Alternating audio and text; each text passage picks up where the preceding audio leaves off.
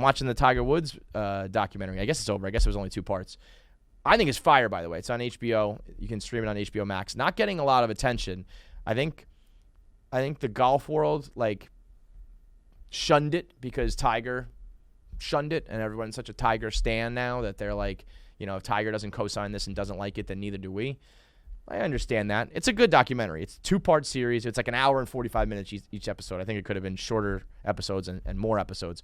But Tiger wasn't involved in it. So you have, like, when you watch a documentary, you either have, like, the people who are pro the subject of the documentary or anti. And so you get one of the other. You get the extremes. Michael Jordan basically made The Last Dance and had every fucking, you know, final say on everything. So it was one gigantic documentary sucking his dick, calling him like the greatest person ever. This had nothing to do with Tiger Woods, and you could tell that everybody involved in it kind of wanted to, you know, paint the picture of Tiger being a scumbag. So this is very extreme. And I think people want documentaries to be in the middle. I don't like that. I want a documentary to be one or the other. What I would like is 2 documentaries for every subject. If you're going to make one documentary, there needs to be a second one.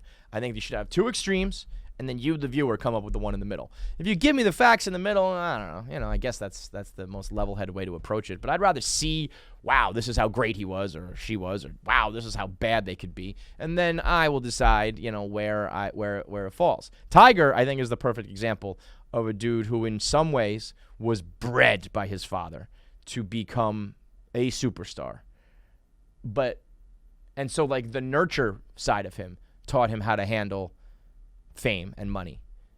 But the nature side, like, I don't know if he was just born with that it factor of just, like, how it works and how to do it. The dude was never comfortable in his own skin and reached this level that was, you know, arguably for his sport and what he did and the way it happened for him, never been seen before. And, like, dude couldn't handle it. Couldn't handle the amount of attention and sex and money and fame and, like, the drive and the competition. And then when he had adversity, how do you get back on track? Addicted to drugs, dealing with the media, all that shit. I mean, you watch that and it's like, you know, I don't know how anybody does it. I don't know how, you know, the Jordans and the Barkleys and the guys he was hanging out with stayed as you know, straight as they did. You know, you hear some stories about these guys, but overall they never really, like, faltered. And it's like, how the fuck did they pull that off? Because I feel like it's more, it should almost be more normal for the Tiger Woods story, you know? It's more impressive that that's the exception and not the rule when one person gets that much love and attention and pressure and money and sex and drugs, all that shit. I can't believe it doesn't happen more often to the top of the top. I guess that's why, you know, they are the greatest. But, you know, there was the story in the documentary where Tiger he would go to Vegas and he would hang out with MJ and everybody, and all the girls would be coming up, and he'd be like, I don't know what to say to these girls. And Michael Jordan was like, just say I'm Tiger Woods. You don't need to do anything. But if your first reaction is more like, I don't know what to do, I don't know how to handle this, I mean, you're like, it's a snowball. You're just rolling downhill, and that shit's going to build until it's fucking way too big. It starts barreling over your entire life. So when that's like, when a guy like Jared Porter is now like, oh, I guess, you know, girls are going to like me now because I'm a GM. I'm going to send these text messages. Like, no, dude, you don't know what the fuck you're doing. And that's, you know, a fucking speck of the status that a guy like Tiger Woods had. The Tiger Woods shit was wild in the sense of, like, and I mean, I guess I dealt with this again on an infinitesimal level myself, where, like, the amount of people that got involved, and, like, when the people at Augusta, like, gave a speech being like, you know, Tiger needs to, like, win us back over because of his character issues. Like, who the fuck are you, dude?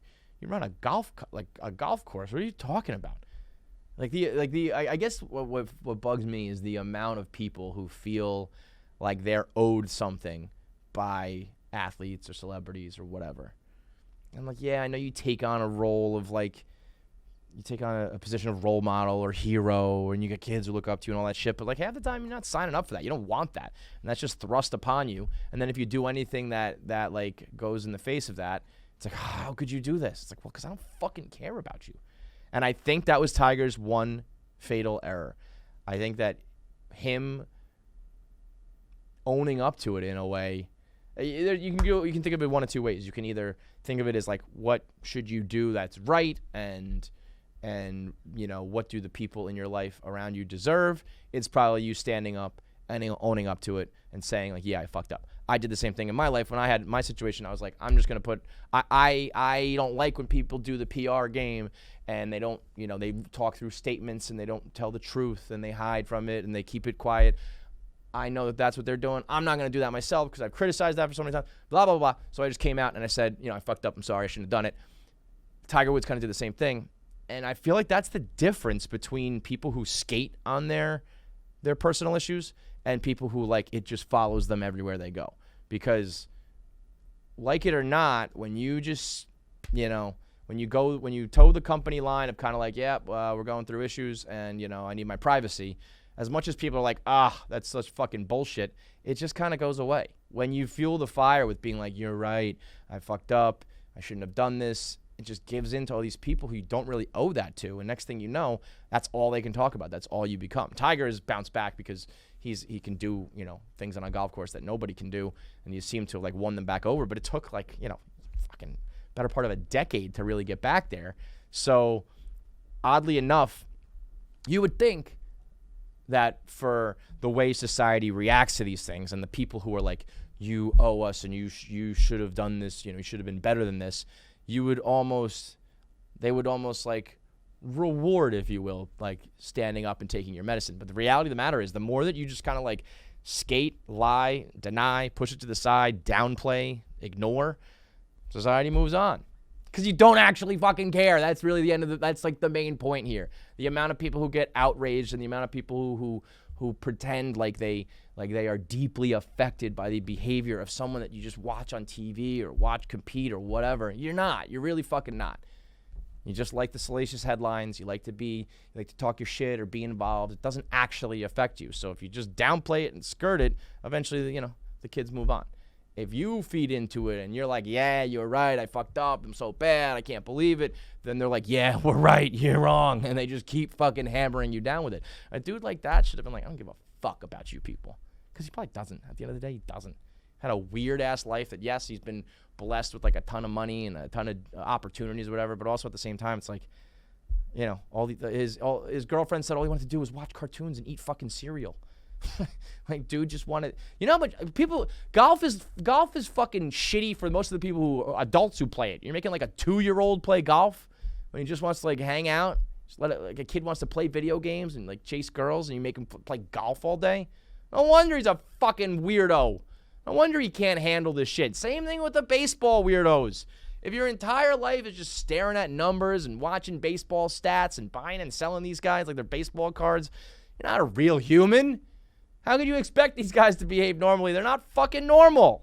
They live the weirdest of life, so they behave the weirdest of ways. And that's not to excuse anything. You can't be running around town fucking, every Perkins waitress you run into, and you can't be texting everybody you run into an elevator 62 times showing your dick off. I'm just saying, though, these guys are living in a bizarre, bizarre world.